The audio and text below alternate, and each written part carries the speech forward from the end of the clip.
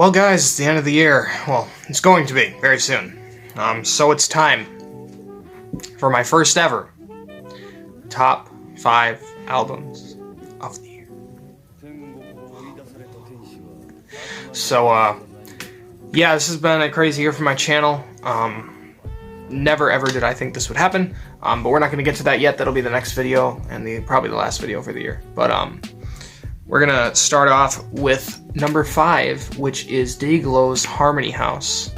I remember when this was released, there was a Twitter, like, talks or whatever the thing is they have. I got rid of Twitter. I don't like Twitter anymore. I used it for a while to promote my stuff, but after a while it's kind of like, yeah, I don't want to be in here. But anyways, and on that Twitter talk thing, Dayglow was live just taking questions, and I got lucky enough to be able to ask him a question about this album. So that was one of the things I remembered most. My question to him was something about the song Something and how there's like a jingle kind of throughout the whole record, which was really cool. His answer, I think, was that he likes his albums to sound kind of like a full circle, kind of consistent, you know? And yeah, no, it's definitely, the more I've listened to it, the more I like it. I think I ranked it at like 6. It's definitely a 7 or an 8 for me, around that area, towards, you know, listening to it again and again. I think that the production is like, sounds like something that you would find in like an old basement somewhere, like full of old records. It sounds very old, but somehow new. It's really strange. But yeah, it's really good. I really like that record for sure. Hence it being on the list. Number 4, we have Call Me If You Get Lost from Tyler, the Creator.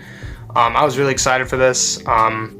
At first, I didn't really think it lived up to the hype, and there's a couple songs I'm still kind of iffy about for this thing, but I find myself, honestly, picking it up a lot and listening to it a lot more lately, and I think I gave it a 6 or a 5. Again, I think it's a 7 or an 8 in the end, really. I had to re-listen to it a lot and kind of give it a lot more time. But yeah, no, it's a solid record. I couldn't say it's my favorite from him. I think Igor and Flower Boy are still better, but I think that the production is very, very like 60s, 70s. It sounds like just a really kind of old, really jazzy, groovy kind of whoa kind of feel. And even with some MF Doom vibes in there as well, which are really, really great, of course. So, number 3, we have Easy Life's Life's a Beach. I was waiting for this thing for a while. Just the first single for this was kind of the reason that my channel is the way it is now. So I was very excited when Easy Life retweeted me and all that stuff happened. This album is pretty good for sure. It was my soundtrack of the summer a lot. I'd listen to it again and again. It's really good. The production is very modern pop, Britpop-esque. I mean, they are British, but I think, I don't know, I'm gonna get made fun of for that, probably. I'm really bad at that stuff, but, yeah, so, great record again. I think I gave it a 7, probably 7 or 8 again. There's like one song on there I think I skipped, but there's so many memorable, just really good, just catchy songs, and it's just a fun time. It's such a fun album to listen to, is really the honest truth. I've just had a blast listening to it, and every time I listen to it, I'm like, oh yeah, this is it. This is the good stuff, you know? So, yeah, no, it's a great record. Very, very good. It's definitely a beach vibe, though, for sure. Like, listening during the winter is a little weird right now, so I've just kind of, I'm like, you know what, we'll come back to that in a couple 6 months, maybe, when it's sunny out again. So, yeah, but no, it's a very, very big achievement for the band, and I cannot help but just love it. Next up, we have an EP. I don't know, make fun of me if this is proper or not. I don't really care, but I'm putting it on my albums of the year here. Alone But Not Lonely from the criminally underrated Luna Lee. Holy smokes, this thing is a tight, like, 5 tracks, just perfect. It's so perfect, and I just love it. Oh my gosh, I've talked to her a couple times on Twitter and the DMs, actually, believe it or not. I'm sorry, taken, but yeah, she's an awesome artist. She's an amazing guitar player. Her production is unbelievable on this thing. the bass lines are like downloaded into my brain. Like Easy Life is my soundtrack of the summer, and then there was this, which I think I listened to even more.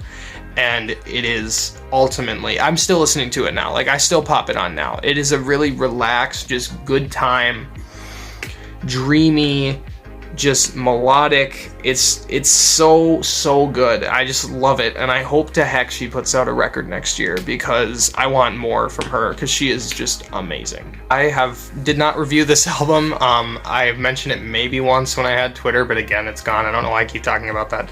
Anyways, I guess I'm missing Twitter. No, ew. Anyways, Ice Melt from Crumb. This thing is perfect. It came out like the beginning of the year. I think it was January, February. I didn't listen to it until I was driving with a friend and the sun was going down. We had the windows open and it was just on low. Like it's just like I listened to the album and I just have that great memory, you know, like. And this music is now forever stuck to that memory, and it's such a great memory. And the bass lines on this thing, the production, the beats, everything, how everything is just meshed together and just perfectly placed together is just unbelievable. Balloon is one of my favorite tracks, probably my favorite song of the year. Probably, I don't know. There's a close couple other ones, but it's just. It's so great. It's amazing. It's like Beach House meets a really, really generic Radiohead, but in the best way. Like, it's so weird. I don't even know how to put that. Like, like that sounds really bad. They're not generic at all. They're super unique, like very different kind of music. And the vocals are excellent. But again, highly underrated. I bought it on vinyl and CD. I have like every version of this thing available to listen to. And yeah, it's something else, to say the least. And then listening during the winter it's a completely another vibe. Like it's amazing, you know. And I've always associated music with like seasons and vibes and just moods and things. And this is definitely one that I will always remember and always listen to, because this thing was just unbelievable. I cannot stress how great it is. It is such a good vibe. It's got a little more electronic than their last record as well, and it elevates their music to the max. Yeah. I honestly, the first and last tracks stick out the most easily. It's just really consistent. The easiest way to put it is that nothing feels out of place. Everything works perfectly. It's like gears that just shit, you know what I mean? Like that. That's how this entire album felt. It was so good. So yes, all these records, all these albums, check them out. They're great. They're really good. These are my favorites of the year.